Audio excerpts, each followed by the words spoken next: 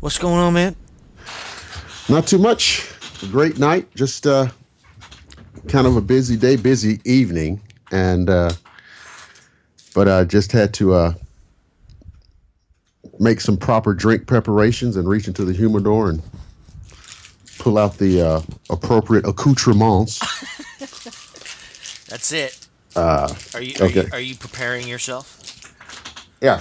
for a Yeah. proper show? Proper show. That's right. That's right. So let me see. Let me look around. My desk is typical tornado-like conditions. There you go.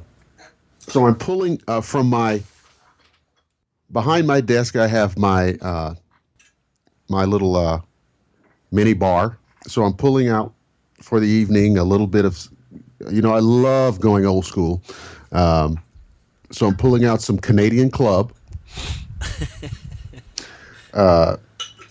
courtesy of my father. He says back in the 60s, this was his go-to choice.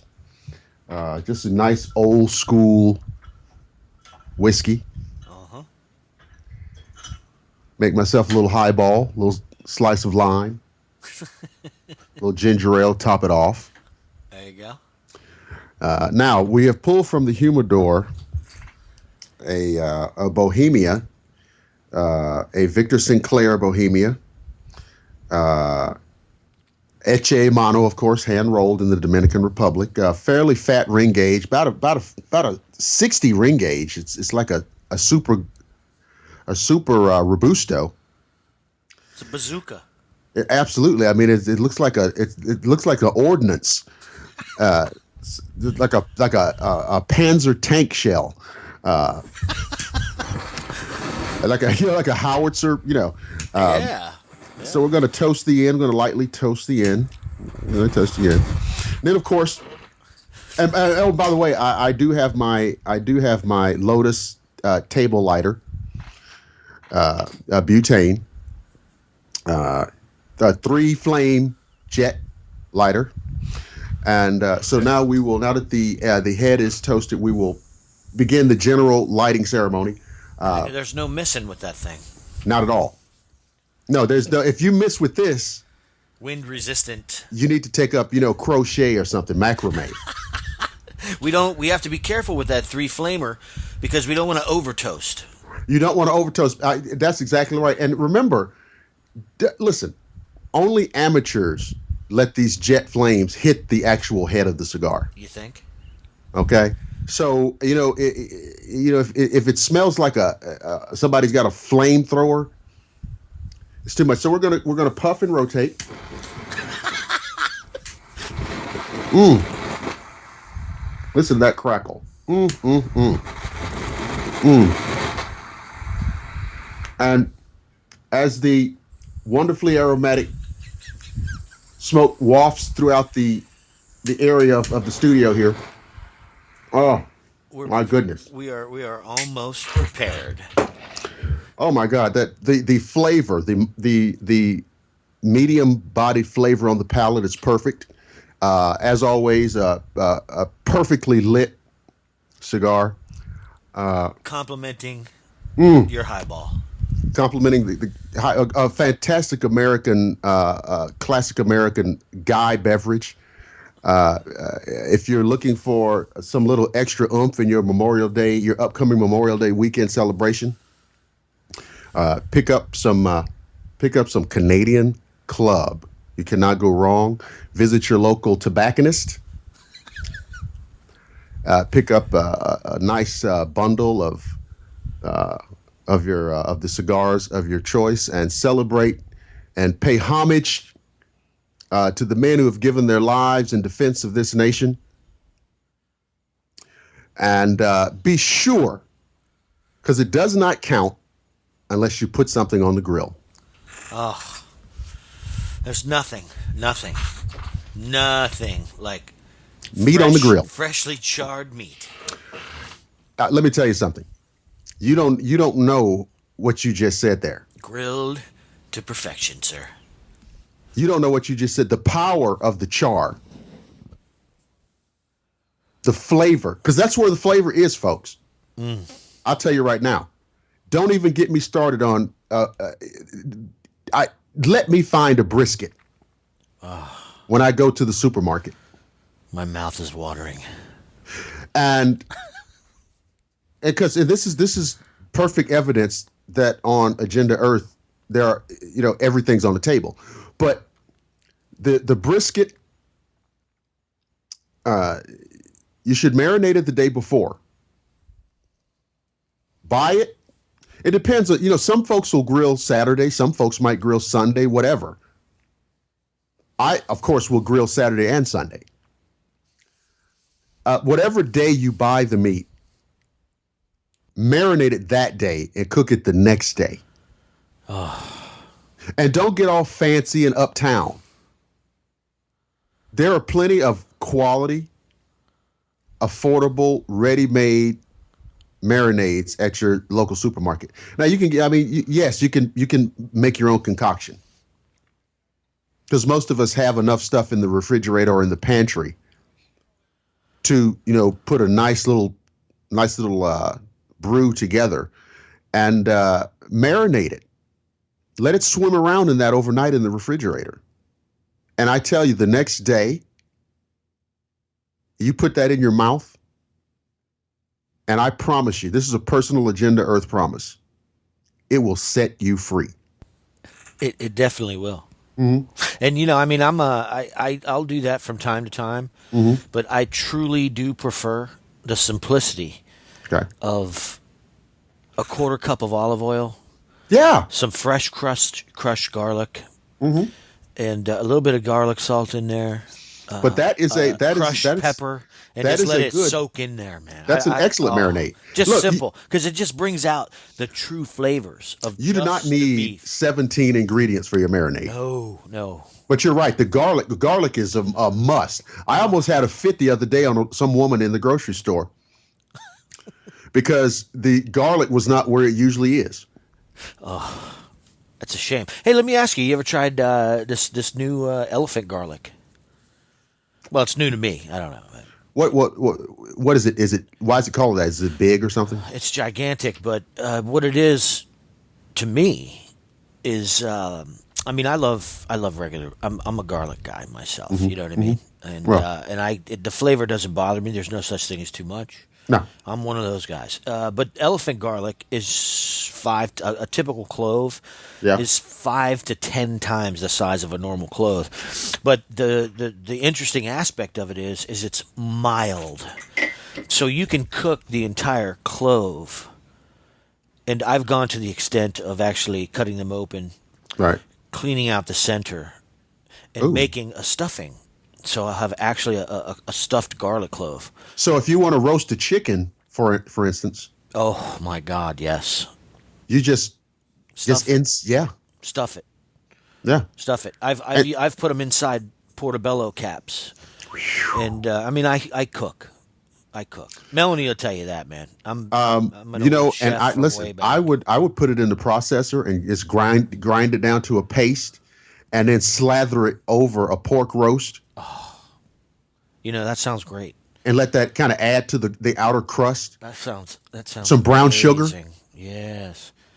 And for folks who are, maybe garlic you might like it maybe, and sometimes you feel it's too strong. So this elephant garlic is mild. Maybe that's your go-to option. Oh, that's definitely it.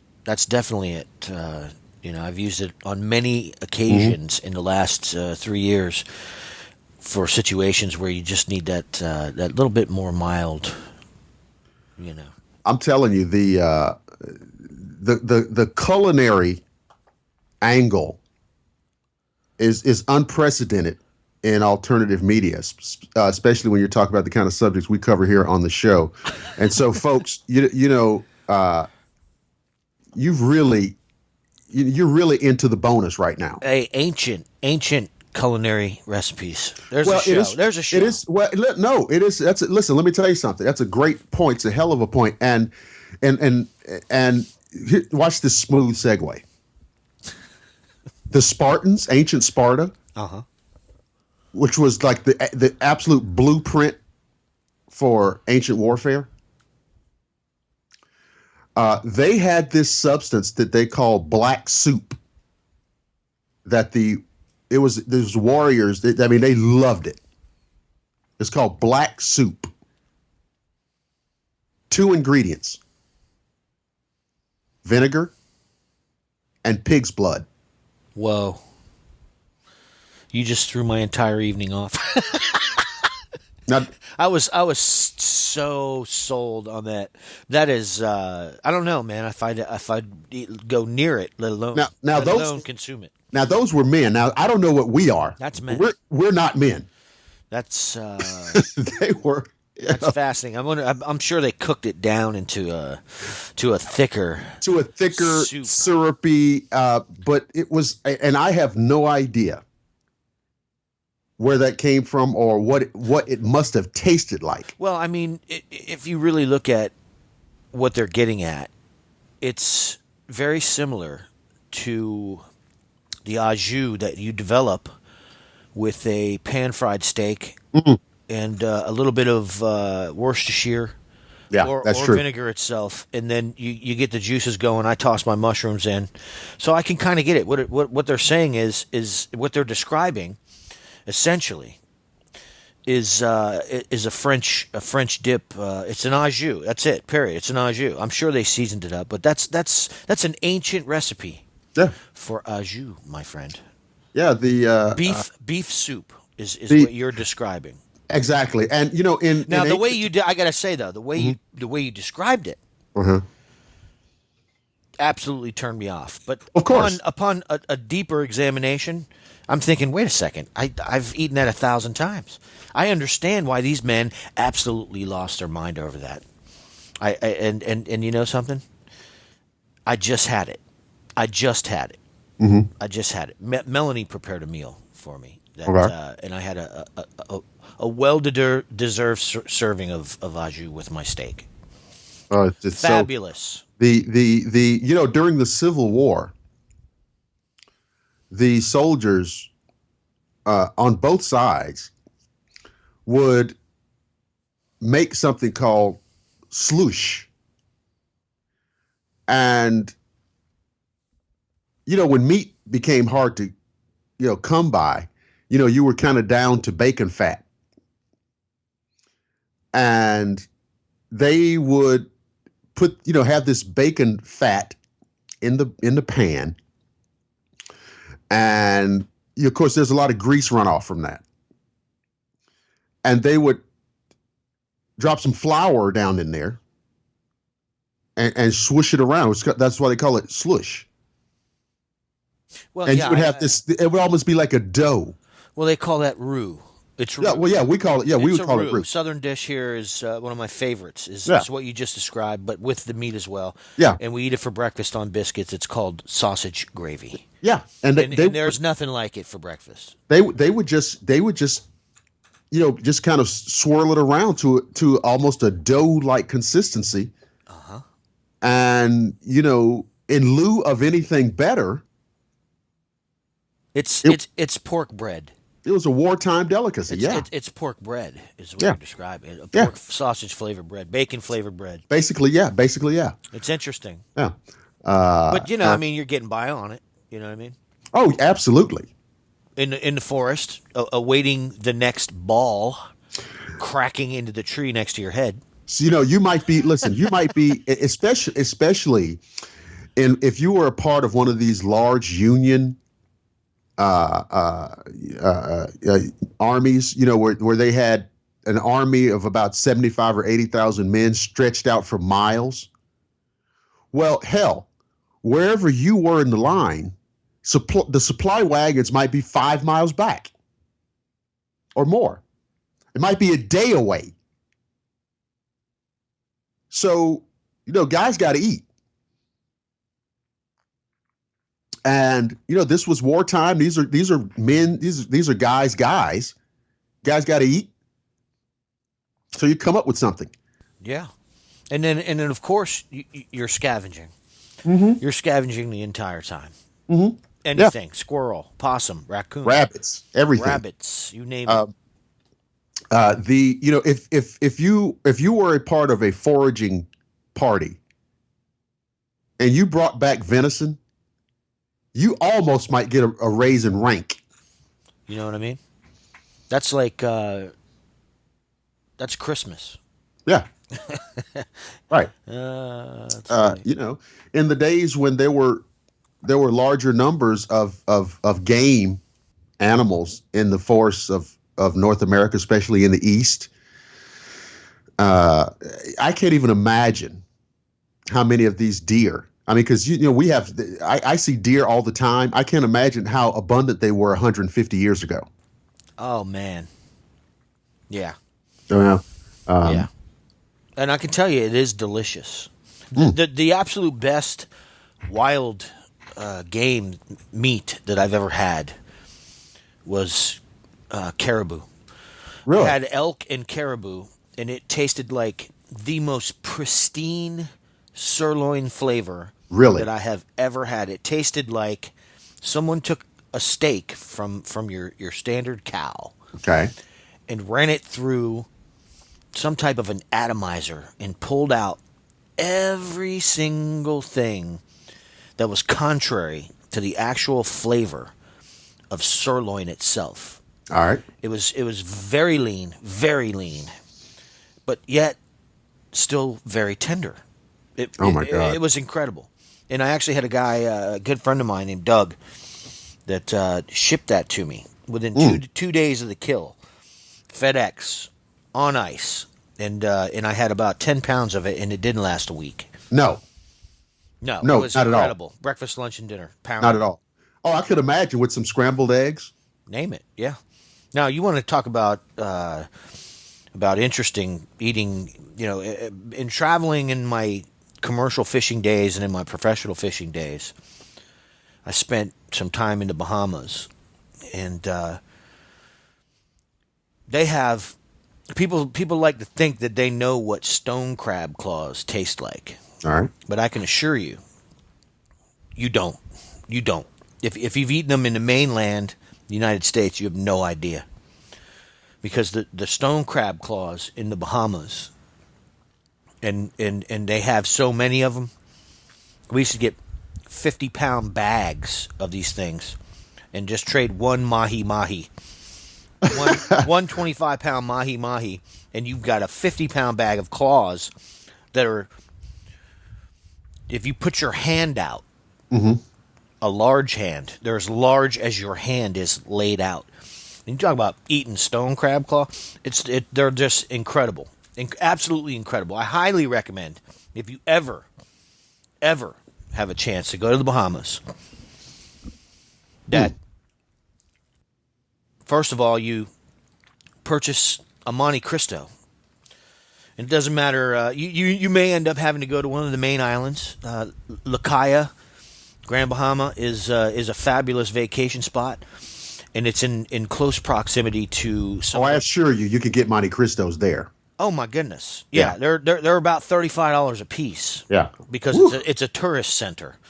But this is the best cigar you've ever had. The stone crab claws are incredible. The fresh fish is incredible.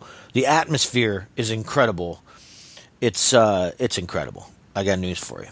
And see, that's the thing. I mean, if you have like a solid, flavorful cut of meat and whatever accompanies it, maybe you're a potato guy, maybe you green peppers, red onions, mushrooms, whatever, because all that works.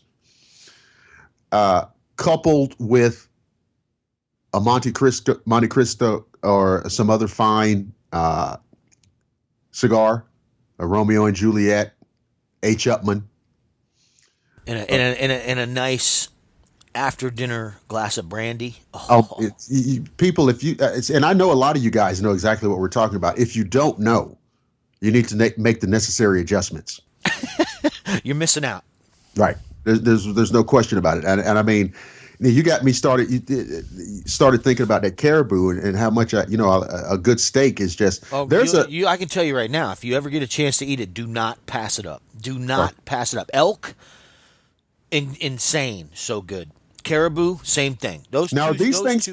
Are these things Unbelievable. commercially available anywhere? I mean, not, They are now. You can. okay. There's actually a burger place now. It's insane here in the state of Florida, boy. Let me tell you something. I took Melanie when Melanie and I first met. I said, "What do you want to do?" She said, I'm a real simple girl.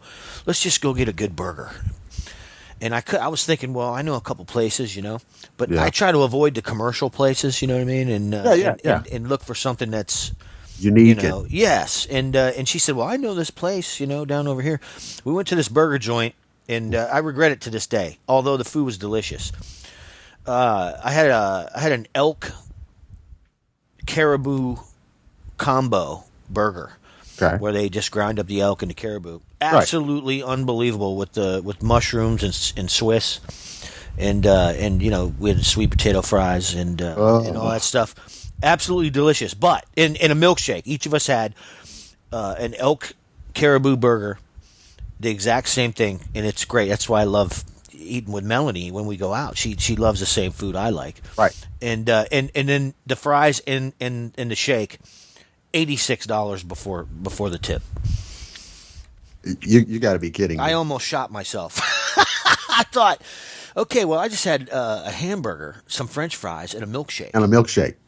And did I break a window somewhere in the process? Because what's going on here?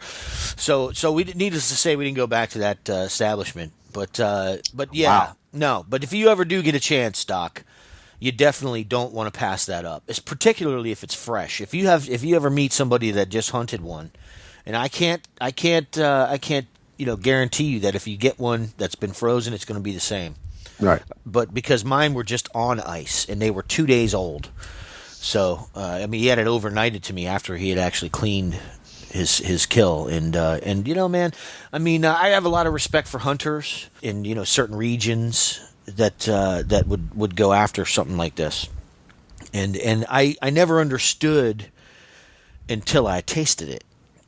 But you can rest assured now I understand. Wow. Yeah. That's, yeah. So, listen, put it on the grill, and put it on the grill. However you like it, rare, medium, or well done.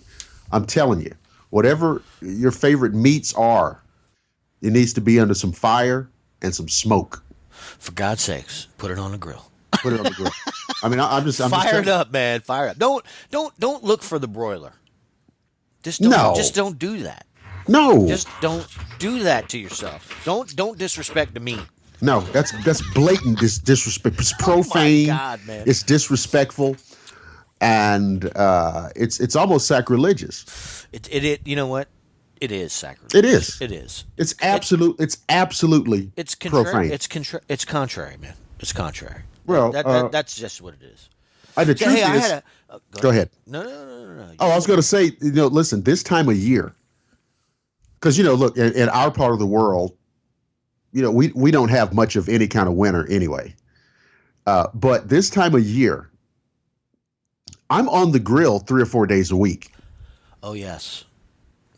So the fact that it's like Memorial Day coming up is really cool, but it's no big deal. Listen, this is in South Florida. This is watermelons and grills and cold drinks and family and good times. This is the only part of the year that, as someone who lives in the South, the deep South, right, that we do not have an overabundance of visitors. Tourist season doesn't start until really the end of October, November. Really, it starts picking up, and all of our places to go have fun are ours. And you can believe that these places are jam packed. The beaches, oh man, Memorial Day. You talk about barbecues. Yeah. Somebody asked me, "Where are you going for Memorial?" I said, "I'm not going anywhere." What are you talking about? Yeah. What are you talking about? Because see, now now we're different. Now this town, Mark. This is a restaurant and bar town. And I am here to tell you. Now look, Friday night, Saturday night, if you want to go out, go. But a couple things are going to happen. Number one, you're not going to park anywhere. Okay? Number two, if somehow you're able to get legitimate parking, you're not getting a table. You're not getting a table. You go in there at 8 o'clock and they tell you we'll have a table for you at 10:45. So, like, if you just want to go out, go ahead and go. But you can walk around in a circle at home, because that's what's going to happen. That's what's going to happen. This restaurant, it's a crazy restaurant town, and I'm just telling you because I live here and I've seen it and I've lived the horror. Oh, I understand sometimes you just want to go out, but it is so hard.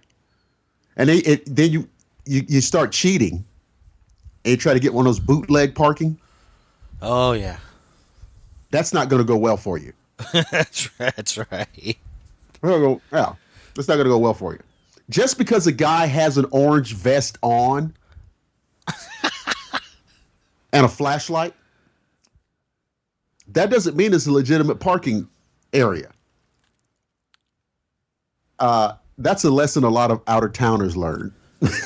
That's right. Well, that's right. Yeah. Hey, listen, I got some cryptozoology news. You want to hear this? I definitely want to hear any crypto news. Let's go. Okay, we're gonna do Dogman first. There's been a Dogman sighting in Michigan, and I mean there's stuff going on here that I'm looking at that is just absolutely incredible. This is the Ira Township in Michigan. A group of 3 people in Michigan reportedly came across an unidentified dog-like creature in the woods of St. Clair County.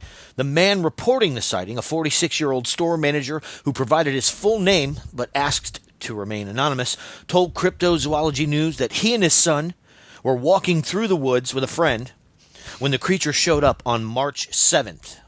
According to the man, his son was the one able to catch a better glimpse of the alleged creature. He did not immediately reply to the follow-up questions regarding the age and name of the eyewitness. He wanted to try to keep his kid out of this. Right. The report did not include a specific time of the event either. He said they just got a glimpse of the creature suddenly, and it disappeared into the tree line. It had black fur. Its tail was huge, and its tail was at least 3 feet long. The eyewitnesses said he's sure the being wasn't a dog because of the way it moved. Mm-hmm. The purported creature, he said, was standing on 4 legs at the time of the sighting. Now listen to this. The eyewitness also reported that the encounter only lasted a few seconds. This Dogman is a cryptid reputed to live in the northwestern quadrant of Michigan's Lower Principal. The beast was first reported to have been seen in 1887. Now, at the time of the sighting, this recent sighting, they said it was on all 4s, right? But the sighting in 1887 by the lumberjacks, 2 lumberjacks, described it as having a human body with a dog's head. Now, you and I spoke about this. I wanted to bring this up first because last night you made a comment in our conversation regarding the Dogman species. Right. And I want to know what it is that you said you're going to drop something. Oh, yes. Okay. Right. And now I'm sitting there, I'm thinking about it today. It hit me 2 or 3 times and I said, let me bring this up. Right. So what is it, man? Okay. Yeah. What is it? This is, I'm very careful about dipping into the theoretical well. But there are times when, you come across bits of information and there's a fairly decent trail of data where I can say, yeah, this is theoretical, but, this comes from here, which comes from here, which comes from there. So there's a chain of custody, as they say. Well, I had a very good pleasure of speaking and interviewing and talking over the phone with a person that I won't name here, but they have researched and written more extensively on Dogman than anybody. Anybody. Anybody. And I'm talking about published extensively on this issue since the early 90s. So this guy you're describing was way ahead of his time. 20 plus years talking about this, reporting on this. Yeah, man, because this stuff just started popping up in the last 5 years, and really the last 2 to 3 years, it's reached a fever pitch. So this guy was definitely ahead of his time. Way ahead of. This person had a background in newspaper reporting,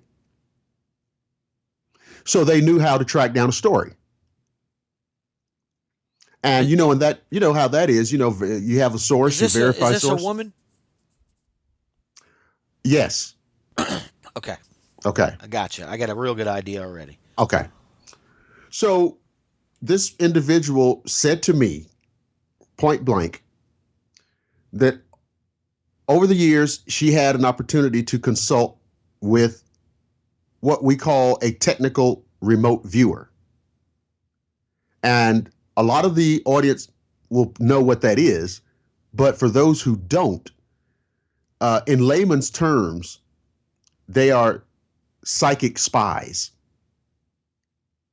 And it was all predicated on a project initiated by the CIA and the United States Air Force to recruit people with latent psychic abilities and train them in the art of espionage. But this kind of espionage does not require James Bond. It requires somebody with those precognitive abilities. It's your government. So even if you don't believe that psychics can do what they claim to do, the CIA and the United States Air Force absolutely believed it. So I think that puts that debate to bed. Typical. Yet another representation of how information is twisted. The public can't buy it, and behind the scenes, it runs and controls everything. Right. And of course, through technical remote viewing, distance and location are not really a problem because you're not moving men and material physically.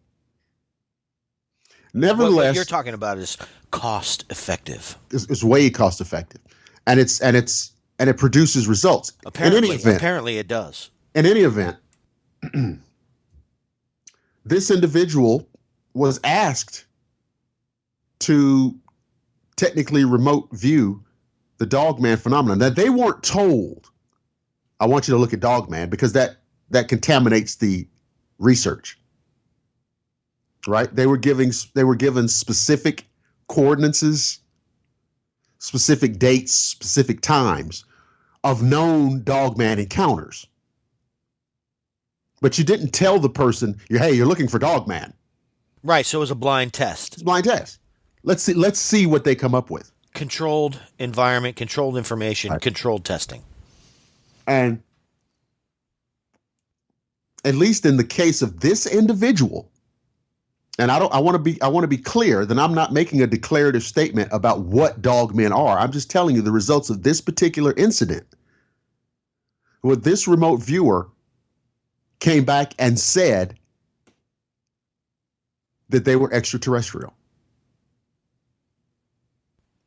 Are you serious? I'm serious. I listen, I had the same response when I was conveyed this information. Well, now, again, I want to be sure. I want to be sure that people, because I know how once you've said something, that people get caught up in what you said and they're not. So I want to be clear. This was the response of one technical remote viewer when given a certain set of specific parameters to look at. And they described what they saw. Did they describe a Dogman? The Dogman. They did give a physical description. Right. This is what is this upright canid? Ooh. What is this bipedal canid, anthropomorphic canid? Wow. And their response was, it's an extraterrestrial. Wow.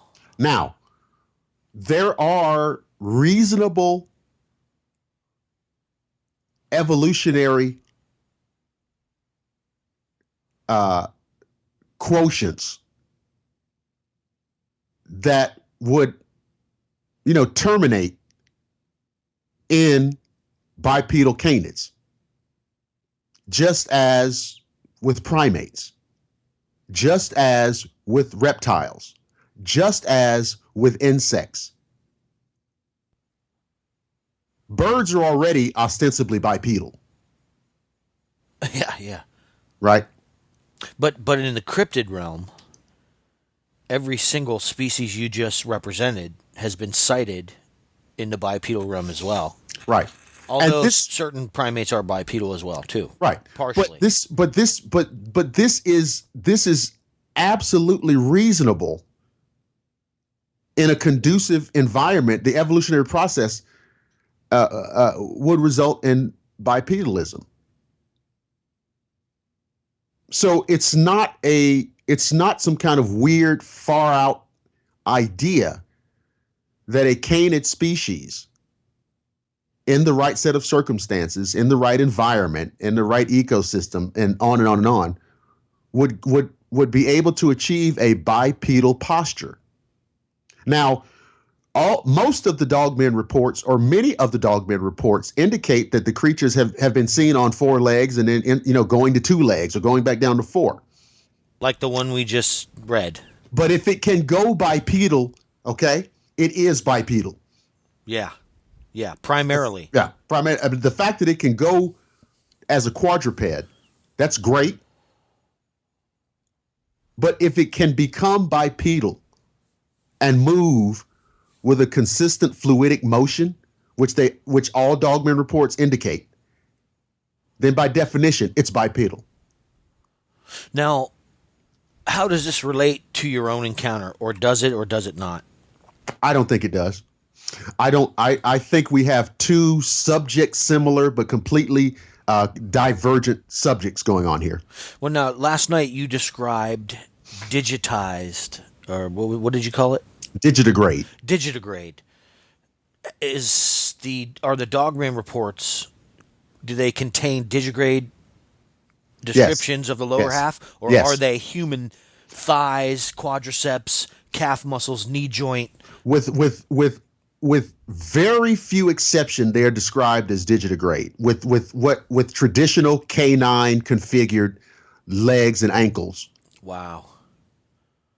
But again, that's characteristics of canines. Yes. So, there's no question that we're talking about something of the canine variety. There's no question about that. So for them to have these certain anatomical dispositions, that's well within the realm of logic. Yes. And you have to imagine, if that theory is true, if they are off-world origin, if that theory is correct, then all it does is confirm at least some areas of mainstream evolutionary science, in that any species, given enough time and conducive environment, a set of conducive conditions,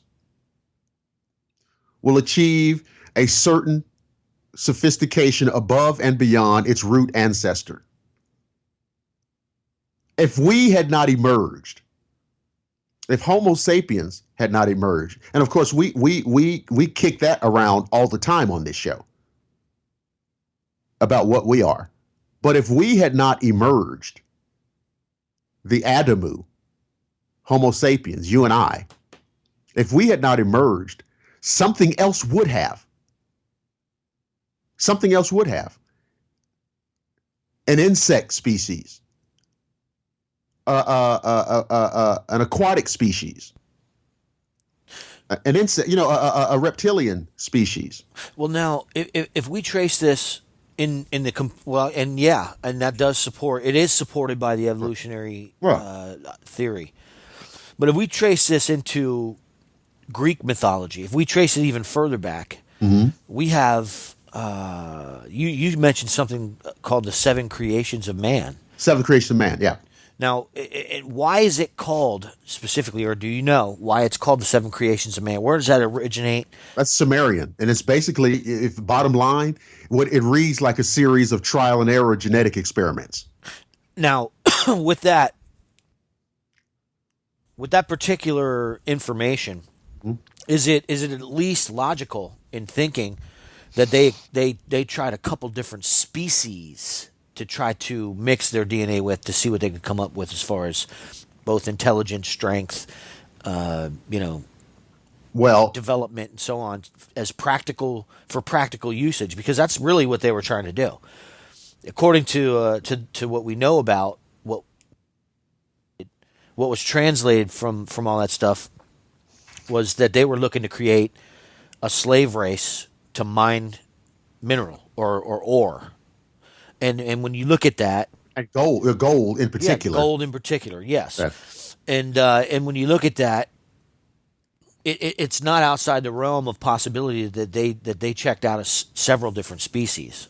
Well, look at what you need. You need speed, strength, and endurance. Reflexes.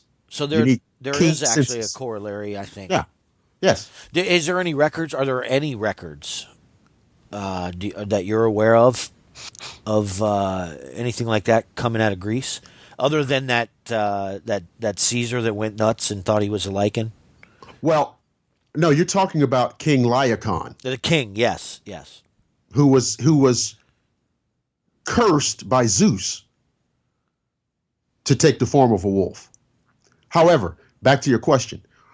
Look, all you need to do is look to what we call Greek mythology. And Greek mythology is rich with bizarre animal kingdom human combinations. Centaurs, mermaids, griffins, and harpies. Look at the harpies.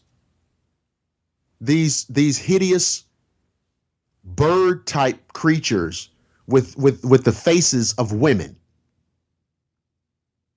They had the face of a woman, and these horrific bird-like qualities with these terrible talons, and the wings, and no beaks. They had the face of women. The Ophiotaurus, which was a creature that was said to come out of, quote, first creation. The front half of its torso was a bull, and the back half of it was a serpent.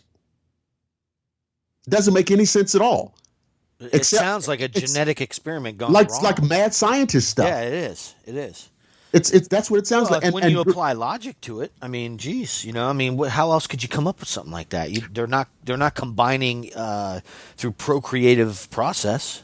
And listen, everybody knows about Pegasus, the flying horse. But what you may not know is how Pegasus was born. And it's very telling, and it's very interesting, and it speaks to how the ancients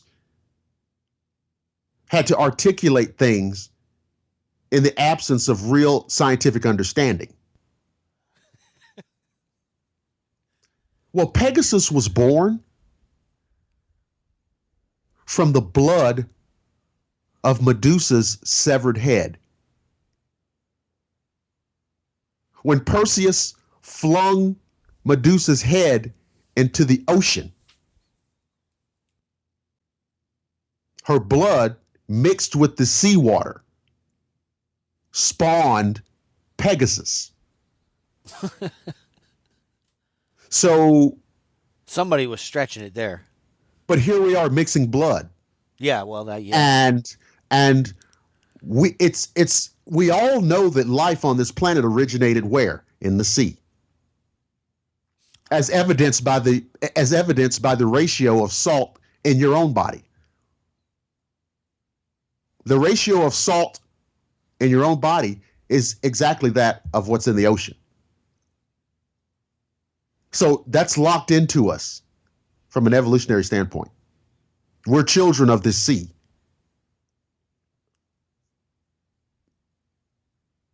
So we have these creatures And there's always this mixing of blood and clay. Pegasus spawned from the blood of Medusa's head.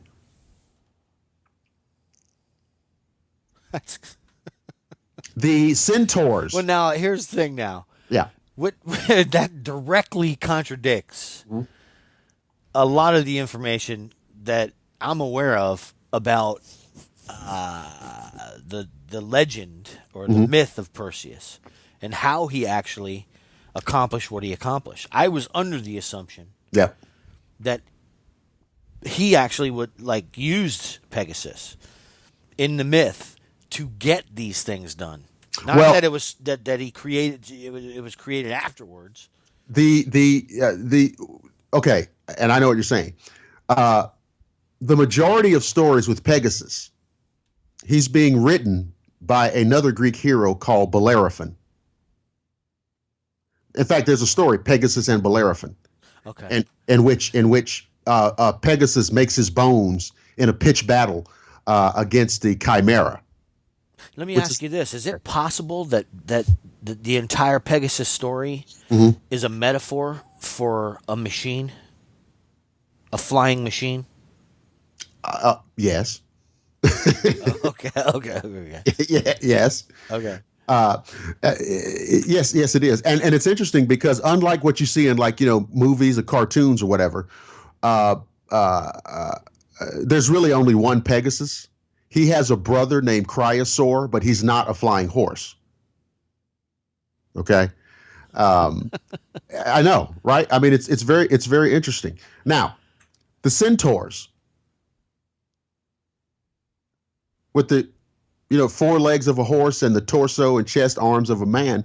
Well, they were said to be barbaric, and they lived in the wild environs of ancient Greece.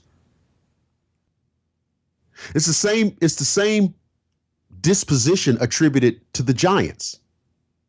They are described in Old Testament writings as criminal behavior. Another interesting point, the giants of Greek mythology, let's get back to this genetics.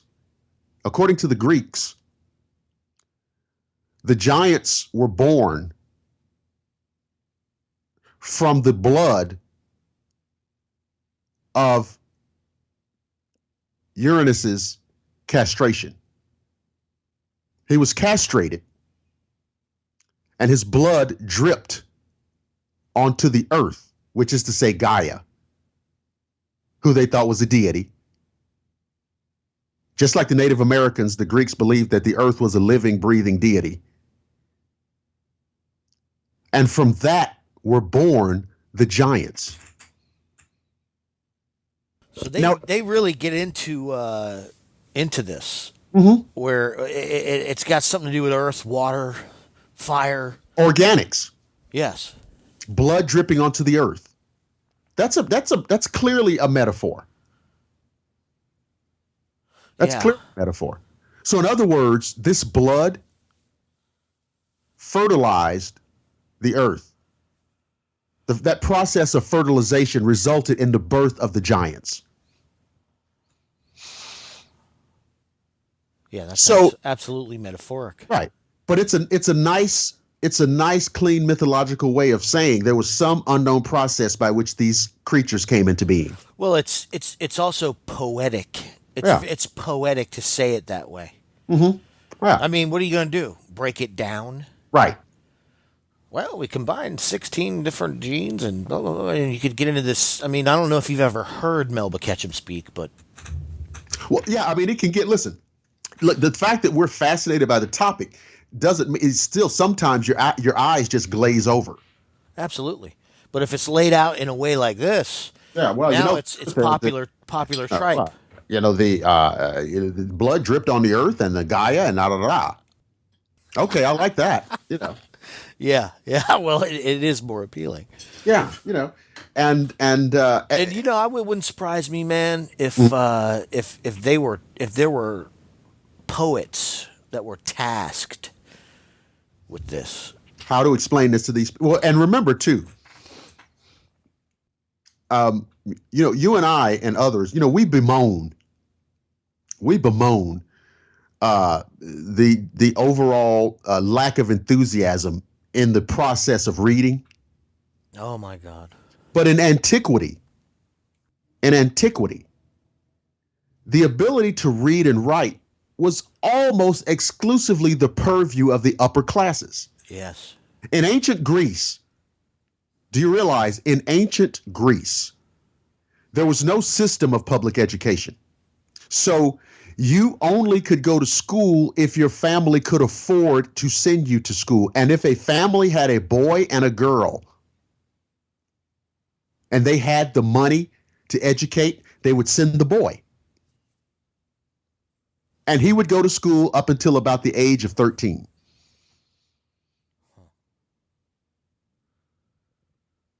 So, the idea that, basically, in our society, basically anybody can go to school is not a historically universal reality. So in some societies in antiquity, 85% of the population was illiterate. So you had to pass on information in the form of fanciful stories that were easy to digest. And you break it down, you diminish it to heroes and villains, monsters, gods and demigods. But the reality of this, behind it all, is a sophisticated reality that those people had no possibility of understanding, in which we're barely starting to grasp now. But a reality. Yes. Something that was very real. I mean, we talked about Ezekiel. Well, Ezekiel sees a wheel within a wheel. And as I said to you, people of any era, when confronted by the inexplicable, are going to describe it according to the cutting edge technology of the time in which they live. In the 19th century, when people didn't use the word UFO, they used the word airship. Right. So Ezekiel uses the word wheel because in his time, the wheel was the absolute outer edge of technology. And he says, the big wheel turned by faith and the little wheel turned by the grace of God. Now, what is Ezekiel actually saying? He's saying, I don't know how this thing works. Yeah, that's right. That's exactly what he's saying. That's exactly what he's saying. I don't know anything about impulse drive or graviton beams or hyperspace or electromagnetic and there's anti-propulsion. Ezekiel had no idea about Mr. Scott in the engineering department of the Enterprise. So it's a wheel within a wheel. But descending from the sky nonetheless. But he understands what metal is. Yeah. And something shining and burning like brass. And chrysolite, which is basically a gemstone.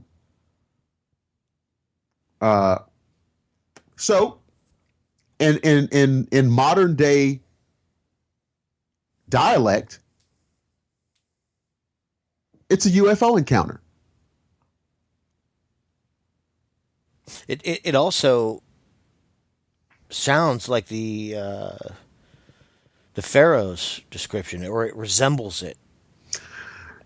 And we referenced that on the last show, and that just leaves you cold. That just leaves you cold. And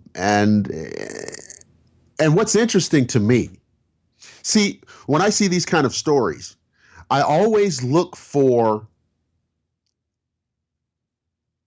the real historical ingredients of this, in which this is exactly what they would do. This is, and that story is dripping with that. So the behavior of the scribes and the behavior of the Pharaoh is exactly what I would have expected from them.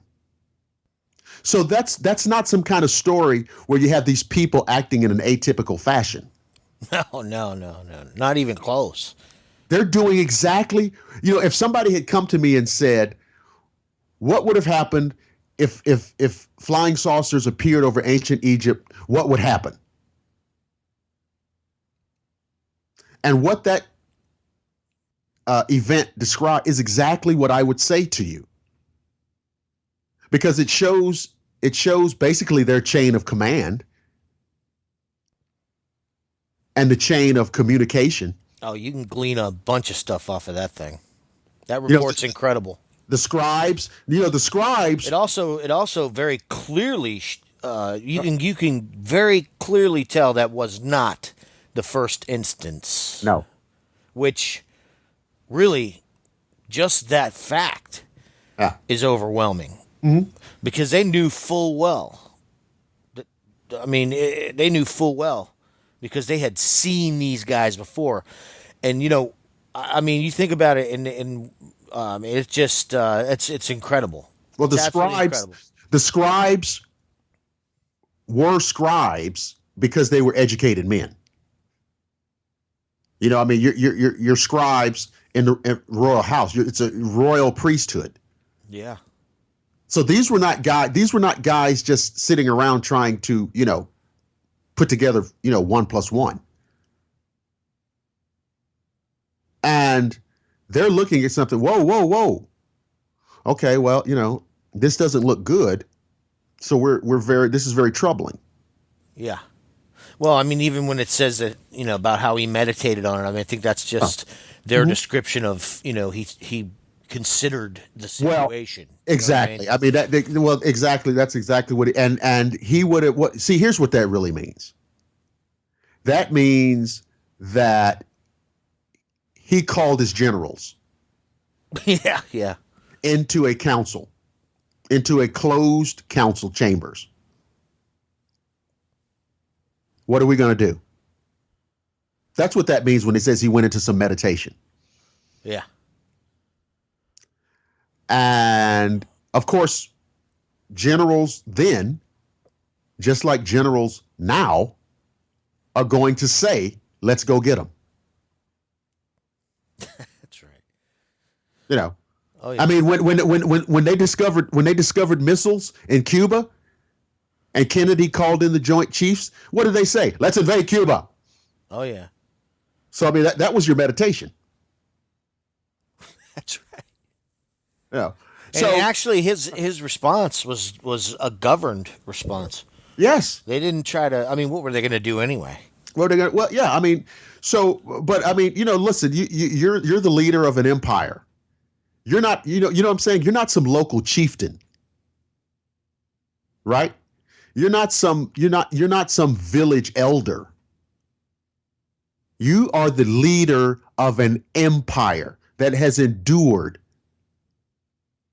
for more than a millennia. So there's a lot at stake here. And I'll tell you what, if you're listening and you want to know more about what we're talking about right now, you need to listen to the episode entitled Out of Egypt. Out of Egypt.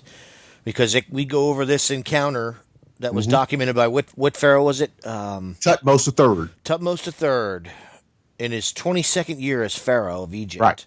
Right. And it's a fascinating. We go through this one. So yeah, what's really provocative about that story is it's obvious. This is a real-time report. It's not apocryphal. It's not something that somebody, my forefathers told me that my forefathers. That's not what that is. That is an on the scene, on the ground report of what happened.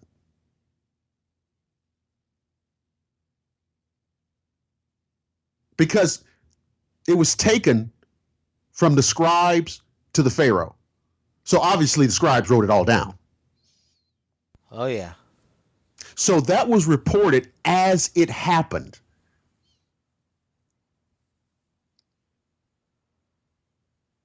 So you have to kind of factor that in. This was real time reporting. And I'm gonna tell you something. If a man who is at the head of a vast and ancient empire is put into a situation where he mobilizes his military might, which was considerable, he feels threatened in no uncertain terms. No doubt. No doubt. This was not a symbolic show of force. No, it was a response. Right. And it's well documented too. Yeah. I mean, he did what he, for all the information at our disposal, he acted like a responsible Pharaoh. Yeah. As crazy as that sounds. Yeah. Oh my God. Yeah. But laying that out today, man, was something else. That episode's excellent. So yeah, listen to that episode.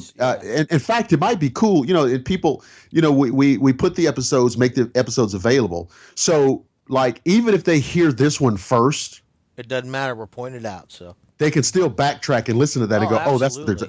that's what they're talking. Yeah, and I mean, where all of this stuff is concerned, it's still somehow we always manage to trace it back and tie it in to the origins. All of this stuff, the Dogman, all of this. I mean, it just, you look at the reports and it invariably, man, you're seeing that this is not some modern day civil, it's pressured, social, psychosocial disorder for modern day society, and the pressures and all that, and the stuff, the way it's been described and eyewitnesses belittled about all this. This has been going on for thousands of years. I told you, man, thing, man. One of the first times we talked, I told you that it is very fun. It's great. It's a great intellectual exercise. It's entertaining. It's interesting. We all this stuff, we kick it around, talk about it, this, that. But at some point, and you wonder why there's this wall built up among mainstream academia, the reason why is because you always get back to Zecharia Sitchin and Eric von Däniken. That's why. Yep. And it gets real. See, I did not read Chariots of the Gods. I saw the documentary first as a, 12 or 13-year-old. So when I saw the documentary, I was even unaware that it was based on a book. Right. So I sat and watched the documentary. And and it just lifted me out of my shoes. Yeah, same here. I mean, the book did the same thing to me. I was like, wait a minute, what? And I'm sitting there looking at it, and I'm a kid, so I'm so young that I don't have any of the, kind of cynical constructs that are kind of piled onto you as you grow up. I'm just looking at this as this is a little piece of information. That's the way I took it too. Right. I took it right into class too. Right. So exactly. And I said, wait a minute. I mean, listen, I don't even need half of this to be true. I just need, you know what I'm saying? I mean, I do. If 2% of this is true, this game's over. That's right. So, and it obviously is. I mean, so, from time to time, I'll read something about, Zecharia Sitchin was not completely correct about this. Well, of course not. Well, yeah, no shit, But this doesn't require that. Notice the right? word completely. Right. Yeah. Well, he was off here. Well, yeah, of course. But look, Does that throw the whole thing off? Hell no. no. I mean, so there's no discipline. There, excuse me. There's no discipline where you're working at 100% clip. No, that's impossible. That's impossible. But that doesn't mean that there's not a solid foundation for a line of inquiry. Okay? There's no discipline. Hard science, esoteric discipline, whatever. Okay? That's why sometimes you hear a doctor say, I don't know. It's not because he's not a good doctor, but sometimes that, I don't know. Why is this guy bleeding out on the floor? I don't know. So Sitchin was correct in the core of his theories. Eric von Däniken was correct in the essential core of his theory. And of course, over time, it was what we came to know as the ancient astronaut theory. And I actually like that term because it's a little poetic too. Ancient astronaut. Man. Yeah. Well, it's accurate. Mm-hmm. Wow. Yeah. And it was very apropos because the term was coined at the height of the space race. That's right. Yeah, it was. When it was on everybody's top of mind for everybody. Yeah. So in 1961, in 1961, when Kennedy proclaimed this initiative, we choose to put a man on the moon. That's right. And return him safely to Earth by the first day of 1970. Well, it was a cool speech, but it was people being put on notice. Because when he said that, I can assure you that the NASA guys went into a tailspin. Oh man. And I've heard reports and transcripts of, literally when he said that, there were NASA guys who were saying, we don't know how to do that. That's right. That's right. They're going, did he just say that? Did he just say, right? He just put all that on us. Right. You guys got 8 or 9 years to sort this stuff out. Figure it out. Let me ask you a question in regards to that, right? All right. The man on the moon thing. Yes. Yeah. All right. There's been information on both sides of the aisle here about whether or not we went actually out there to the moon.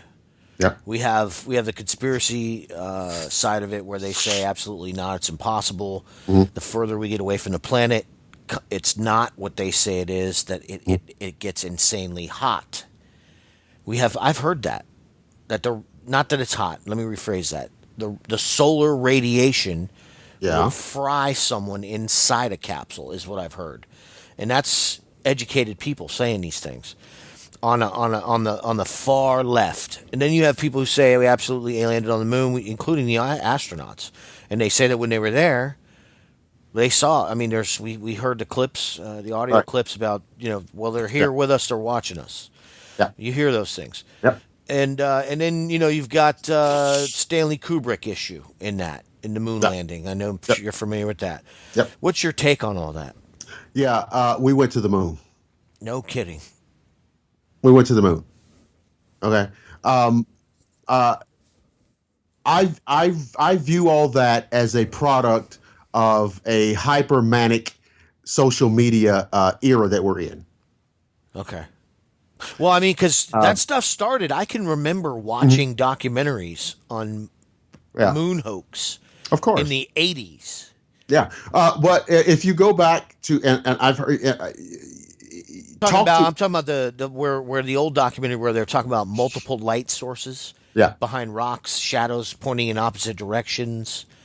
You know what I mean? And with the only light source and all this stuff being this Right. and that, and Um, obviously, it wasn't the only light source. there were people in 1969 in their 60s, old people, 60s and 70s, who watched it on TV, and they did not believe it only because it was so far removed from their life experience. It was you were watching science fiction unfold. It was history in the making, man. Right, right. That's difficult Um, to swallow. that's difficult to swallow. I honestly see it as just there's a thread of contrarianism in our society. And if I tell you that the sky is blue, there's people who are going to show you websites who can argue that point. It's the contrarian. Okay. And I don't know where I don't know where that comes from, but let me break this down for you in 1969. Look at science fiction films and television. Here's the thing too. I just want you to know. I've never conducted any kind of like investigation in any of this stuff, so I'm not of the mind on either side of this. Right. I just, I look at all that information and I say I'll reserve my opinion on this because I don't know. I understand. I feel that the evidence that I think is legitimate is overwhelming. I've never thought of this as a real issue. Okay. In 1969, seriously, it was easier to go to the moon than it was to fake it.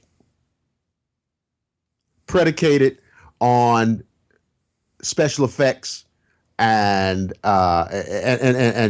tricks of light and shadow and camera. It was easier to go, believe it or not. Scientifically, technically, it was just easier to go. Number one, it was easier to go.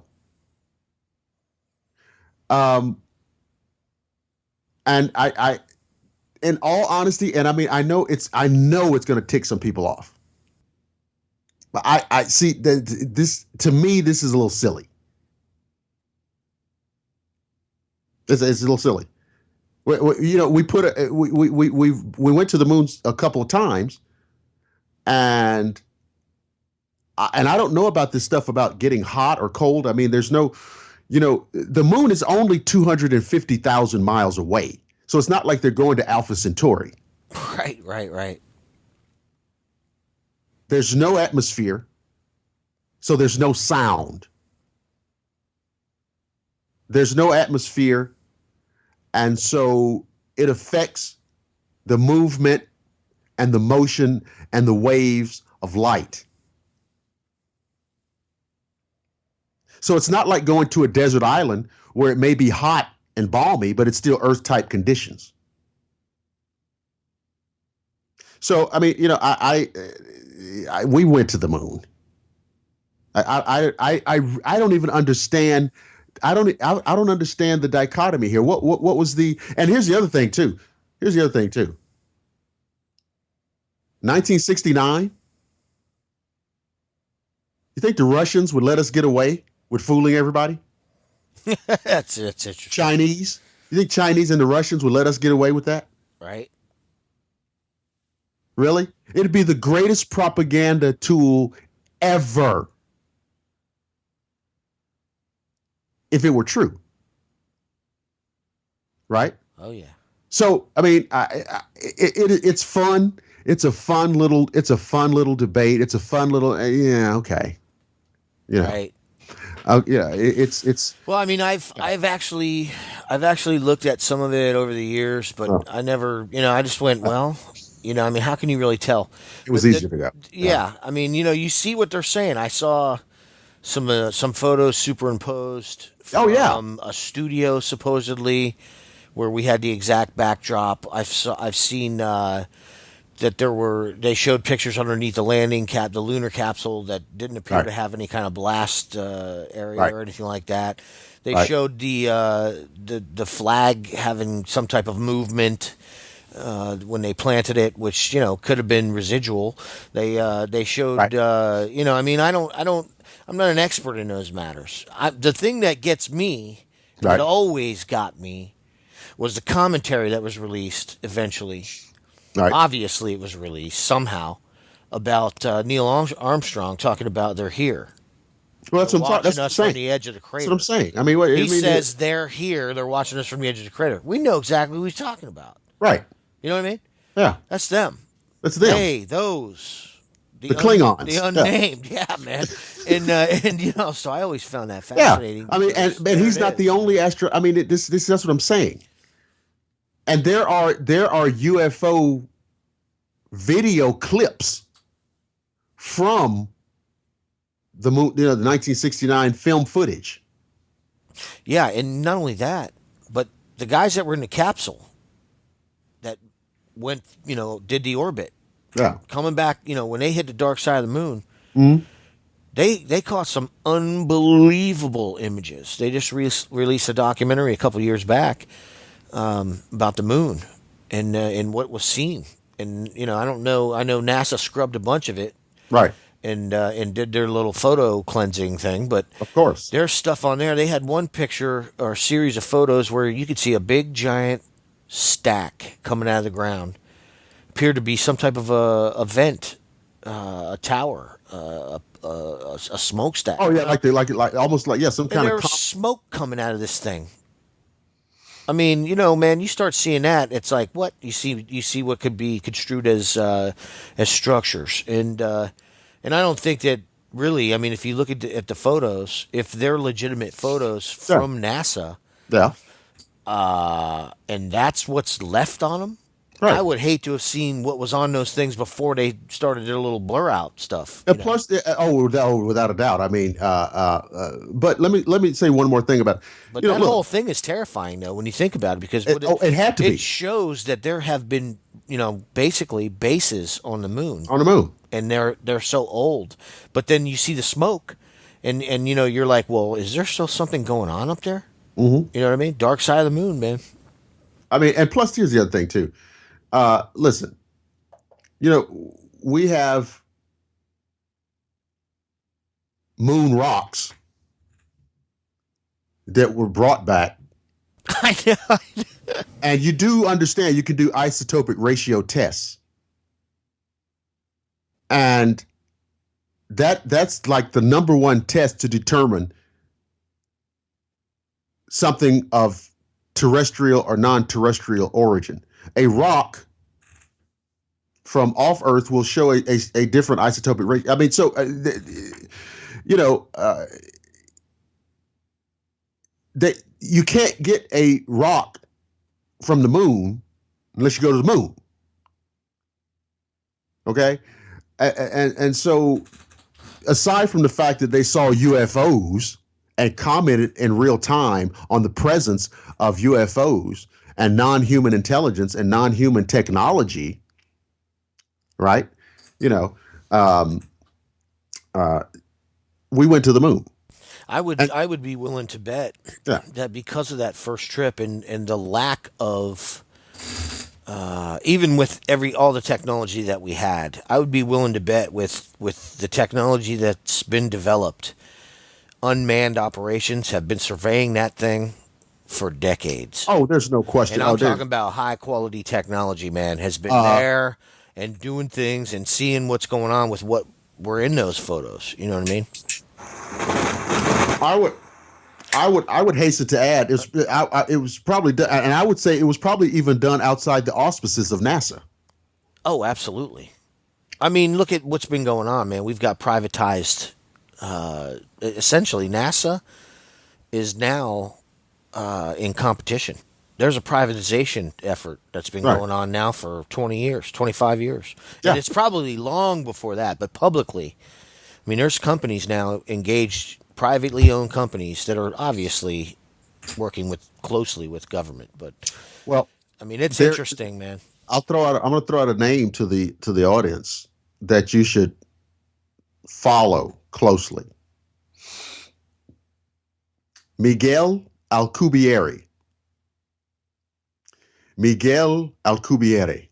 He is a Mexican physicist. And you better follow this guy. And I'll tell you why. Because he proposed, developed, hypothesized, whatever, a alternative space propulsion technology, which for all intents and purposes is Star Trek. Talking about a warp drive? Yes. Yeah. Miguel Alcubierre. It's called the Alcubierre drive. And for lack of better nomenclature, it is that. It's a warp drive. And I'm not a physicist, but I know how to read. That's right. And ostensibly, the principle is that it folds or contracts the space in front of a spacecraft and expands that space behind the spacecraft. And I marveled at that description because I knew enough. I'm a huge Star Trek fan. That's exactly what a starship does when it goes into warp. That's right. That's what they described on Star Trek. Right. I said, well, wait a minute. 50 years ago. Yeah. 40 years ago, yeah. Exactly. Okay, well, good job, Miguel. Where'd you get that idea? Anyway. But that's incredible, though. I mean, he actually has plans for it?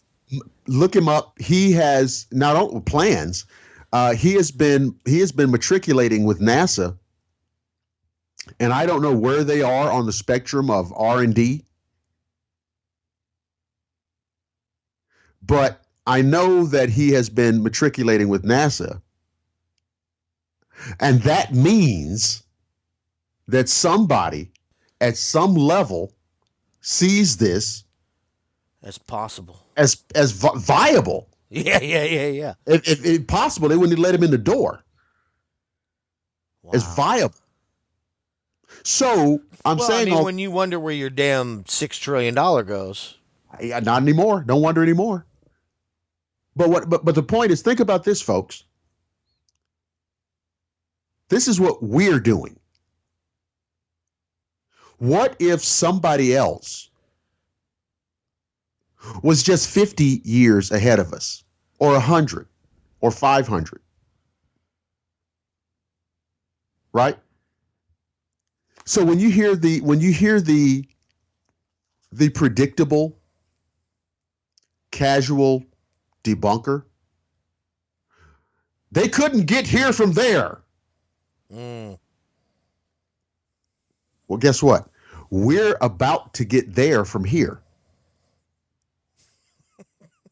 Publicly. In short order. Yeah. Publicly. Yeah, because Alcubierre is all over the internet. So this isn't some kind of black ops. No, it's not. And I'll tell you something right now. I heard an interview with an Air Force. I want to say it was an Air Force admiral. Is that the proper terminology? No, I think only the Navy has admirals. The Air Force has generals and colonels. Colonels, and it was a colonel.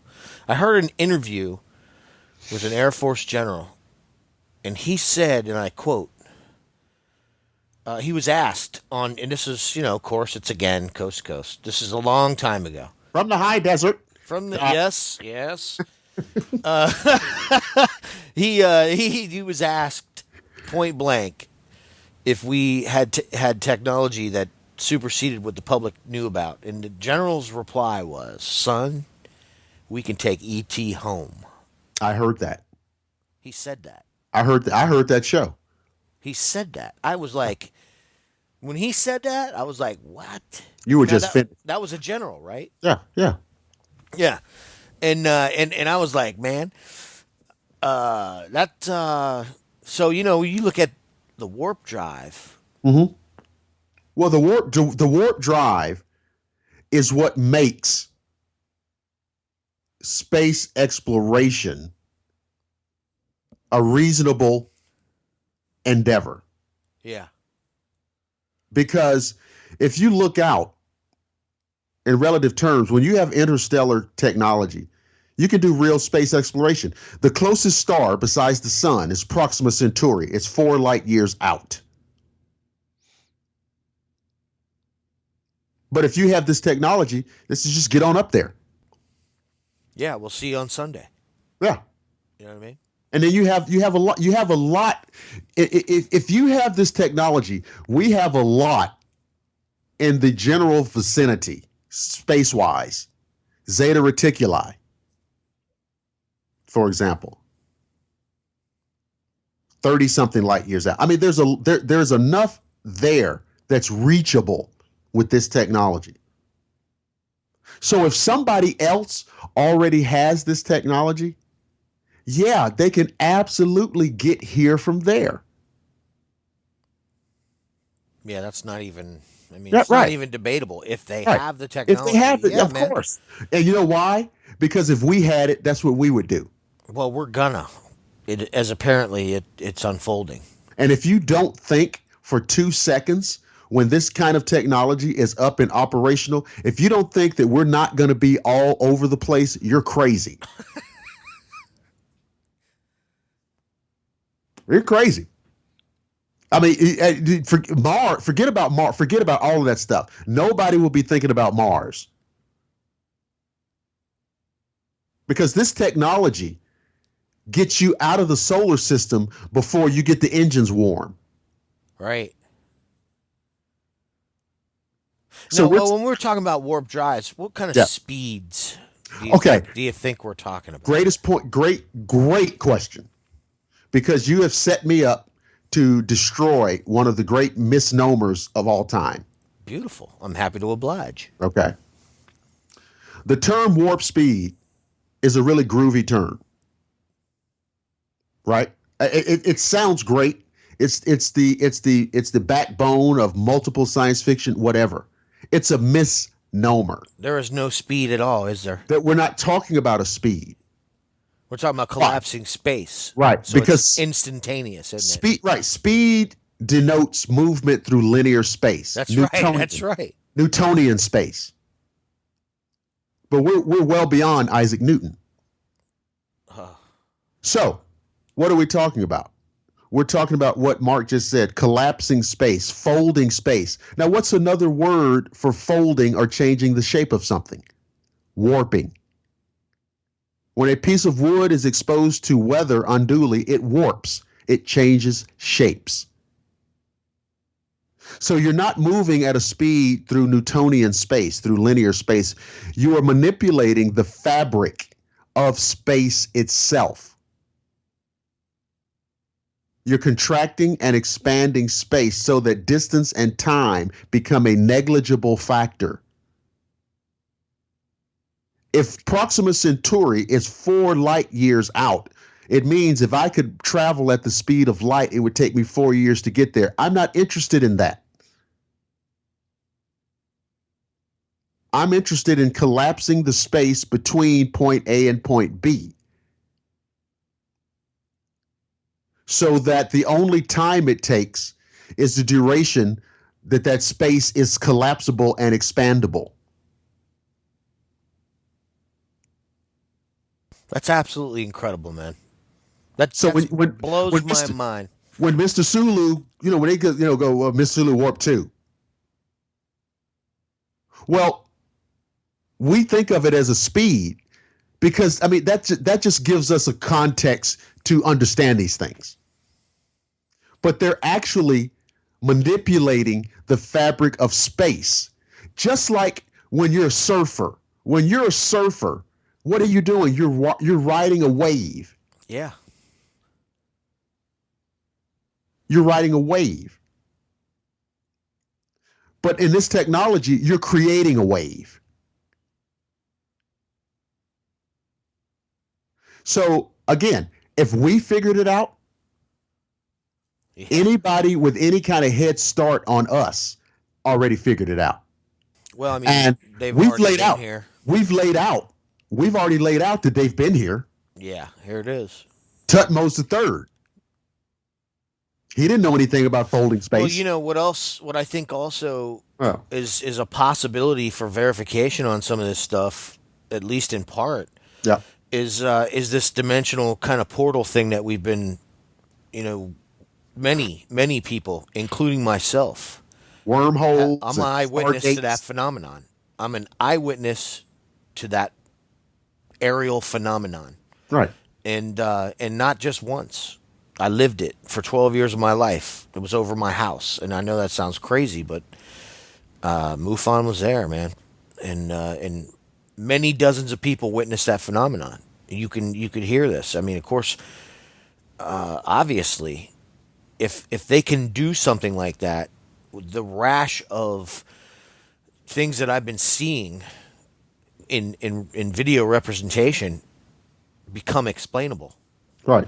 Because if you're collapsing space and you're not necessarily traveling, but popping from one point to the next. Well, you're traveling, but you're cheating. Yeah, but my point is in Yeah. exiting the Yeah. warp, Yeah. Yeah. you would appear to just Disappear. appear or disappear. Yes. You know what I Well, mean? if you're looking at a ship, even if you don't have a Stargate, if you see a ship and it jumps into warp, that's what it's still going to look like.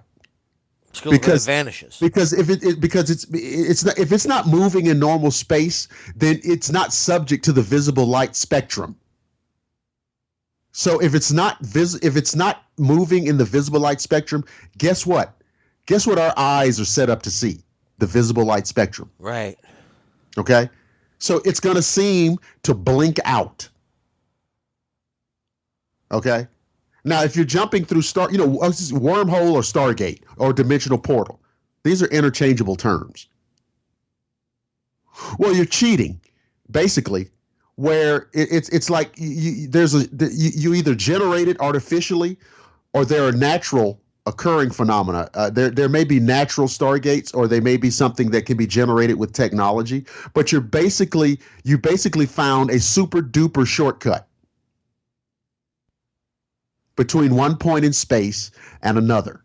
Well, I think there is evidence that in certain cases that have been reported that it can be either a natural phenomenon or what is made to appear to be a natural phenomenon. That plane flight from the Bahamas to Fort Lauderdale International, I can't remember the guy's name, but he made the trip in half as much the time and still had the fuel. Right. And he went into that cloud formation. He said it was like a horizontal tornado almost. So it may be a naturally occurring phenomena that somebody, and this happens in the evolution of technology, where something that you see is naturally occurring, you can then duplicate, and you duplicate it artificially. Right. I mean, what is the freezer and refrigerator except an artificial Arctic Circle?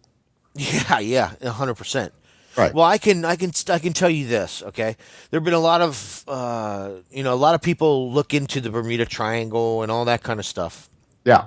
A lot of people are blissfully unaware that there's a triangle on the exact opposite side of the Earth called the Dragon's Triangle. Then we have which essentially give us four magnetic positions on the Earth, opposite of each other.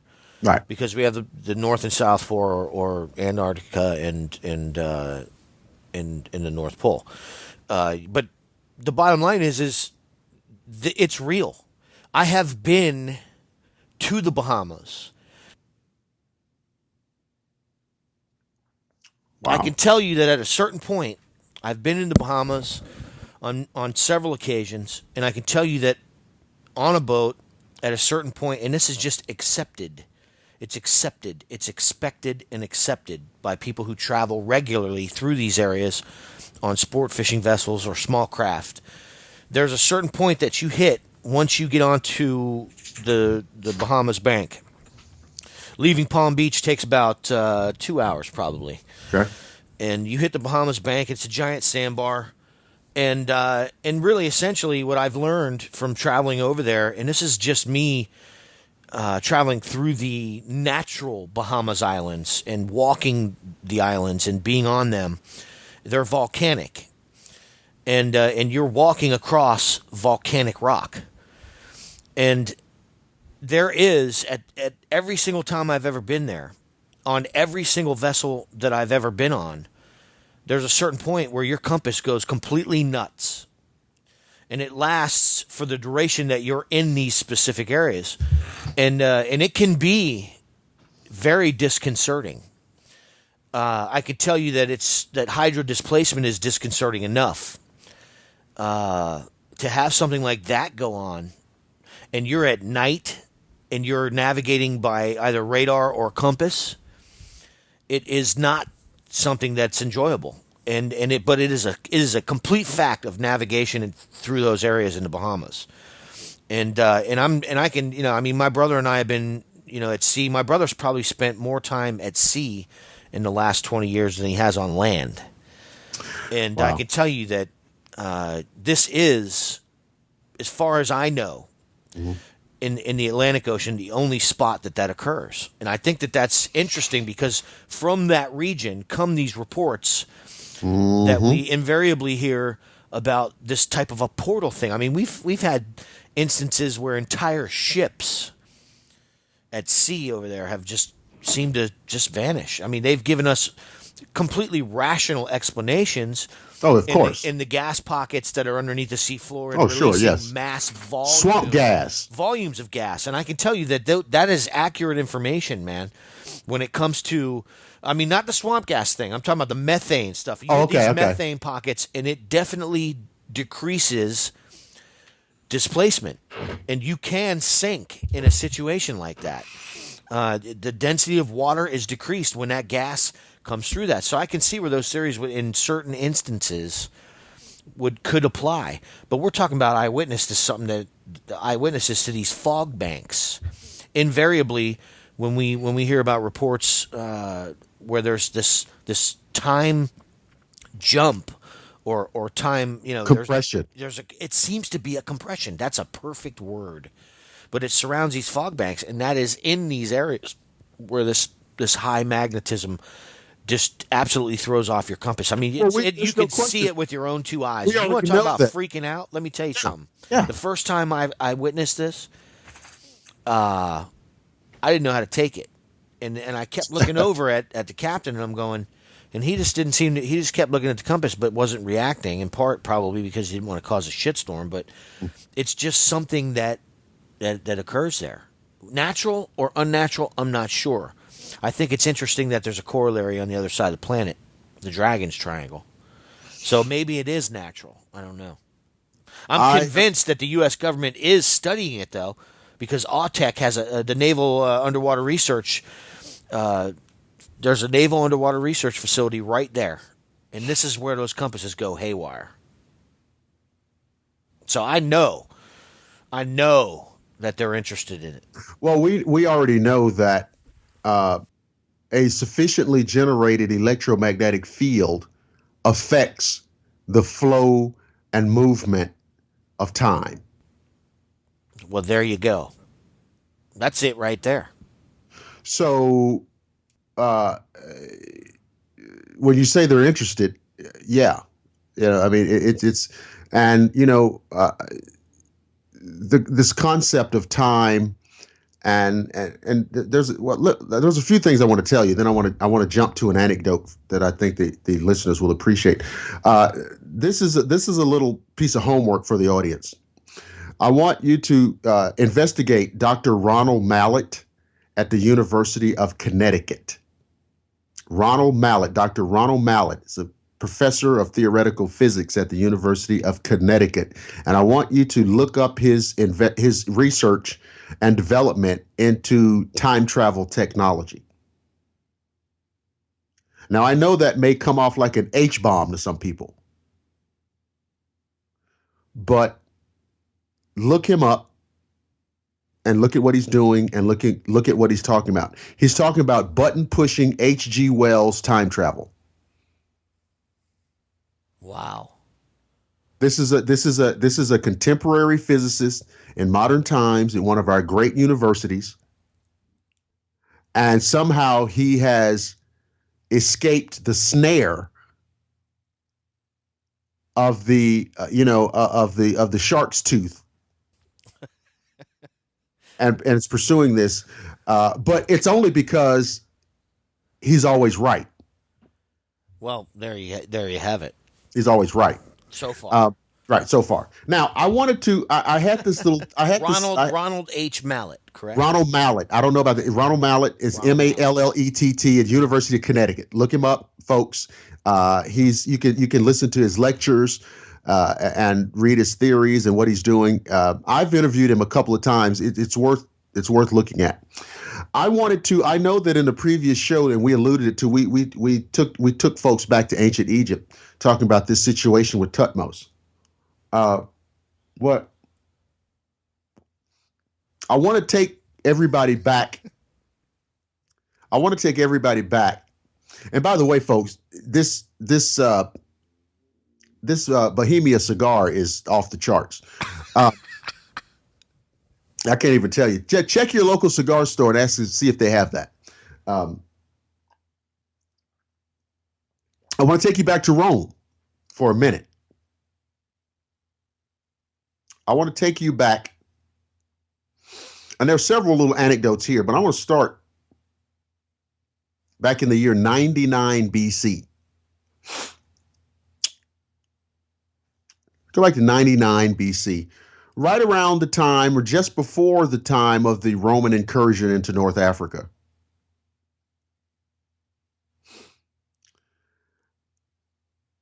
And here's a little account that says when Murius and Valerius were proconsuls in the province of Tarquinia, there fell in different places a, quote, thing like a flaming torch, and it came suddenly from the sky towards sunset, a round object like a globe or round and circular shield took its path in the sky from west to east. In other words, folks, not a meteor, so don't give me that. But that's not the crazy part. What's the crazy part? The crazy part comes 9 years afterwards. Okay. In the territory of Spaledium, which is about 65 miles north of Rome in Umbria. A globe. And again, listen at the terms they're using. It's a globe. So again, they're describing it in terms that they understand. So by that, you can take it to mean a sphere. A globe of, quote, fire of golden color fell to earth, gyrating. And of course, you can check your research, but gyration is not a prominent characteristic of meteors. But I'm not an astronomer. To my knowledge now. Right. It seemed, let's see, it goes on. It seemed to increase in size, rose from the earth, and ascended into the sky, where it obscured the disk of the sun with its brilliance.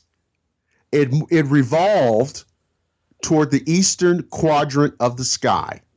This account can be found, and I encourage you guys, do your own homework now. Do your homework. This is published in Harold T. Wilkins' Flying Saucers on the Attack.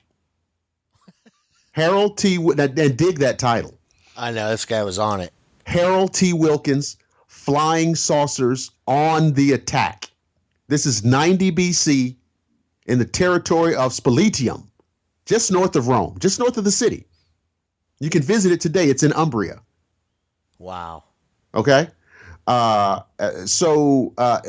it pops up much later, 393.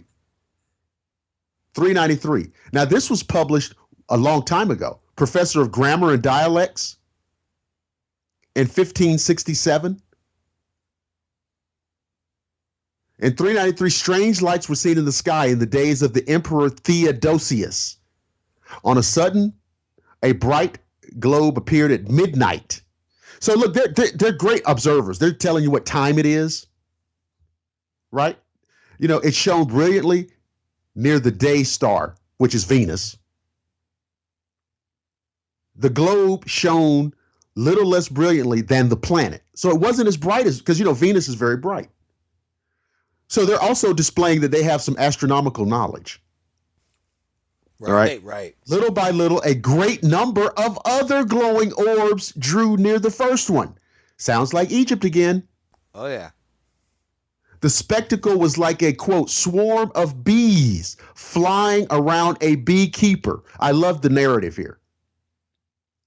And the light of these orbs was if they were dashing violently against each other. Soon, they blended together into one awful flame and bodied forth to the eye as a horrible two-legged sword. Sounds like a tripod.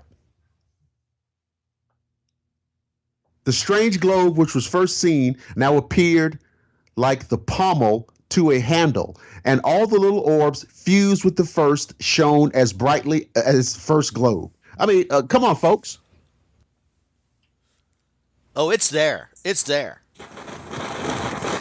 All over the place. We have actual video documentation of that same phenomena you just described, where we have one object that appears on camera, and several are dispensed from it, and then eventually, after they swarm around it or travel in different directions, they merge back. They merge back together. The thing changes shape and then takes off.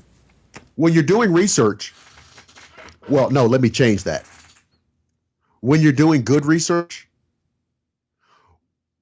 you look for corollaries or consistent threads of evidence. Consistent threads of evidence. The Romans here are describing phenomena that is described in contemporary encounters, as Mark just said.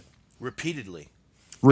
Not only described, but it's on video on many occasions. And the other thing that impresses me here is that they drop in little anecdotes of other astronomical information to differentiate, to let you know that they can differentiate. This is not Venus.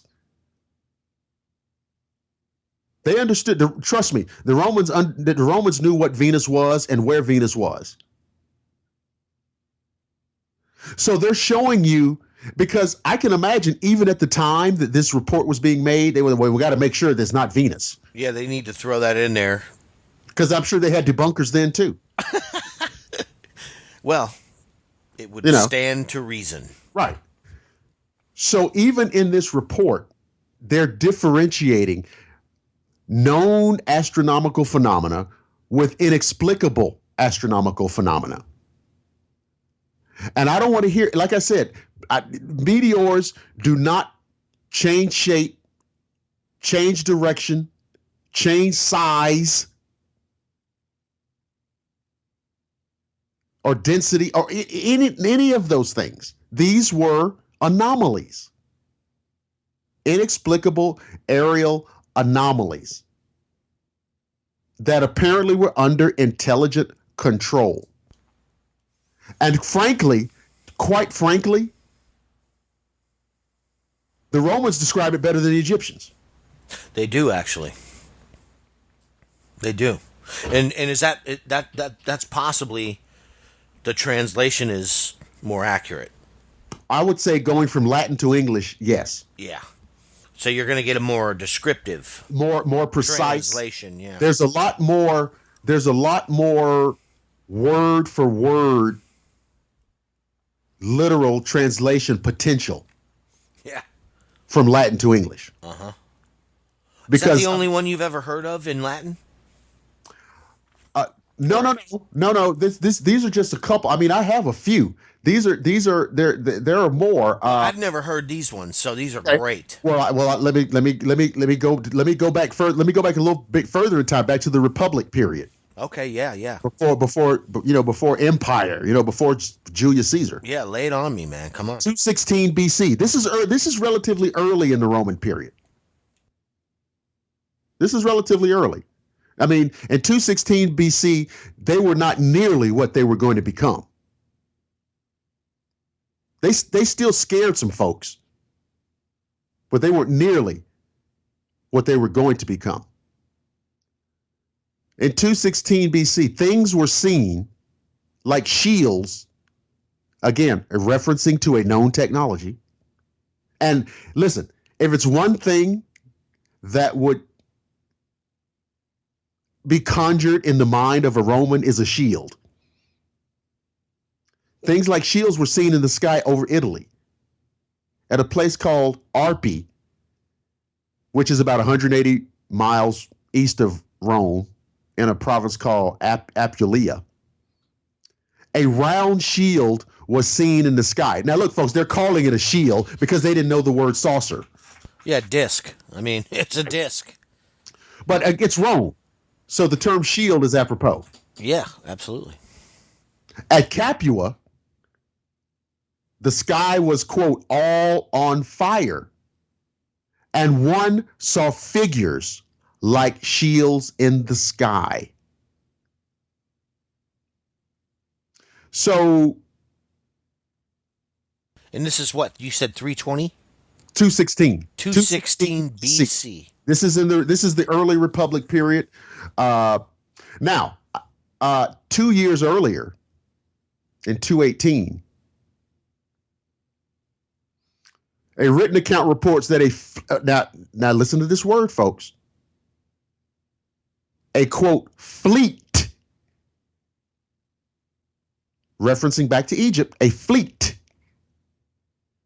Again, a very known, typical maritime term that the Romans would have been aware of. A fleet of gleaming shields appeared to be, quote, floating in the skies of Rome. Hello. In 150 AD, move forward a little bit ahead of time. In 150 AD, clearly this is in the imperial period.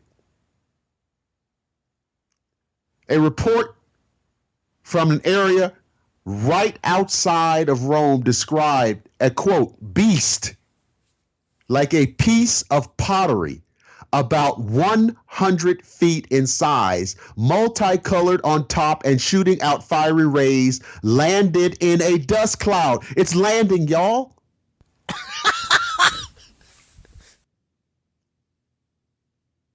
And it's a perfect description. We've heard this in modern day UFO accounts. Landing in a dust cloud. It's of course, when it lands, kicking up dust. Wow. Landing in a dust cloud. That is AD 150, outside of Rome. A beast like a piece of pottery. Again, referencing known utilitarian objects. 100 feet in size. 100 feet. Now, let me tell you something about Roman measurements. Folks build these aqueducts, bridges. Rome had running water, plumbing. People had heated baths. So when they say it was 100 feet in size, it was 100 feet in size. Yeah, they were there. It was 100 feet in size. Multicolored. Why would you say that? Why would you throw that in unless that was a prominent feature? Yeah. You know what I'm saying? I'm just going to make up something. Well, I like the dust. And I like the rays kicking out. Rays is shooting out fiery rays, landing in a dust cloud. It made me think of space capsules. You know, when they have the little boosters. Yes. It sounds like almost a plasma or something. The way that so it's kind of like it's like you go to a booster stage when you're trying to slow down. Yeah, but it doesn't seem. I mean, obviously they knew what fire was. It doesn't seem like they're describing fire. No, it says shooting out fiery rays. It's a description. It's not a depiction of fire. Yeah, like some other type of propulsion or a possible. But if you don't know what plasma is, what are you going to say? Yeah, exactly. Okay, if you don't know what exhaust is, or any of these type of things, any of these kind of intricate combustible exhausted, whatever it was. Yeah, some type of a booster, like he said. Right. And it's clearly trying to break its entry. Yeah. And achieve a smooth landing. And these boosters or these rockets or whatever it was kicked up a lot of dust, just as you expect it would. So, and very clear descriptions. It doesn't have the odor of misinterpretation. No, I don't. I think that's those are all of those accounts are solid, man. Yeah, this is what they saw. It's uncomfortable. Yeah. What makes me uncomfortable about the situation is that as I receive the information, it just is what it is. That's all and it is. For some reason, the information that correlates to that in modern times from eyewitnesses, it word for word. It's but it's the way it's received is ridiculous. Well, that's the difference. One of the great mistakes, one of the great misunderstandings that comes from not reading and not paying attention, and I know how history is presented in the classroom. I know it's dry and you want to kill yourself while you're sitting in there. But one of the great misunderstandings is that 100 years ago and 500 years ago and 1,000 years ago and 2,000 years ago, those people had the same exact human nature that you and I have. They were not ostensibly different than you and I. They weren't. That's one of the great things about history. One of the fun things about history is that look, their motivations and their agendas were just like ours. They were just like ours. And it's reflected in these reports. Because these read like modern day UFO reports.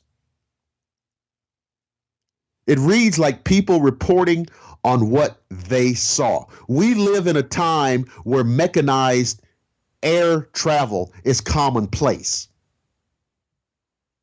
So we won't use words like shields and pottery. 100 years ago, they used the term airships. But we've had mechanized air flight for over 100 years. We've had space flight for over 50 years. So we don't use that rudimentary language. We call a spaceship a spaceship. Well, yeah. But flying saucer. Flying saucer. Yeah. Flying saucer was coined by Kenneth Arnold in 1947. And just like most times, the media picked it up and that became a go-to term. Now, what a lot of listeners may not know is the following thing. When Kenneth Arnold described these objects that he saw buzzing the skies around Mount Rainier, he did not say that they were shaped like saucers, like you use when you drink your coffee. That's not what he said. He said they had a delta configuration. Okay? But he said they moved as if you might imagine someone skipping a saucer across water. And of course, we've all skipped rocks across the pond. And you know what that's like. You can imagine in your mind that motion, which must have been crazy bizarre to see. Oh, man. He said it was like skipping saucers across the water. And the media picked it up and said flying saucers. So the term was never meant to denote the shape of the object. It was meant to denote the movement of the object. And what it suggests to me that these objects were probably not designed to operate effectively inside an atmosphere if they were moving like that. Right. Which means also a logical train of thought that they were not terrestrial in origin. Because no human technology, I don't care how advanced it is, if you're designing something to fly around, it's gonna have to work efficiently and proficiently in the atmosphere. They moved along as if saucers being skipped over water. That was 1947, and the term is still with us. Kenneth Arnold was an experienced pilot, so I imagine that that's exactly how they moved. You know, I'm saying, right? So, just a little bit of taste, just a little flavor from ancient Rome. Check the other episode out, you know, with the account from ancient Egypt. We mixed in Ezekiel's account. I think that's from 593 BC. Kenneth Arnold, 1947, which we consider the quote modern age of flying saucers. The new warp drive. Yeah. The idea.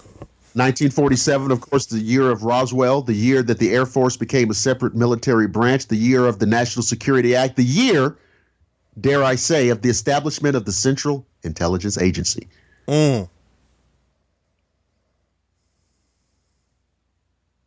So